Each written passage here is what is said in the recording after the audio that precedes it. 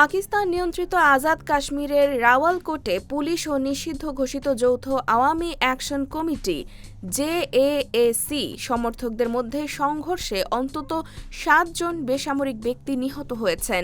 এ ঘটনায় আহত হয়েছেন ২৩ জন পুলিশ সদস্য। পরিস্থিতি নিয়ন্ত্রণে আনতে রাতভর অভিযান চালিয়ে ৩০ জনকে আটক করেছে আইনশৃঙ্খলা রক্ষাকারী বাহিনী। কয়েকদিন ধরে চলা বিক্ষোভ শনিবার আরও সহিংস রূপ নেয়। এর আগে আইনশৃঙ্খলা বাহিনীর ৪ সদস্য নিহত হওয়ার খবর পাওয়া যায়। স্থানীয়দের অভিযোগ, শুক্রবার এক ব্যবসায়ী গুলিবিদ্ধ হয়ে নিহত হওয়ার পর থেকেই জনমনে ক্ষোভ ছড়িয়ে পড়ে। রোববার বিক্ষোভকারীদের সরিয়ে দিতে পুলিশ লাঠিচার্জ ও টিয়ার গ্যাস ব্যবহার করলে পরিস্থিতি আরও উত্তপ্ত হয়ে ওঠে। পাল্টা বিক্ষোভকারীরা পাথর নিক্ষেপ করে। কর্মকর্তাদের দাবি, বিক্ষোভকারীরা কম্বাইন্ড মিলিটারি হাসপাতালেও হামলা চালিয়েছে।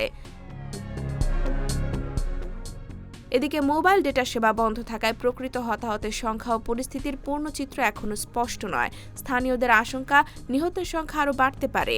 M1 TV news desk.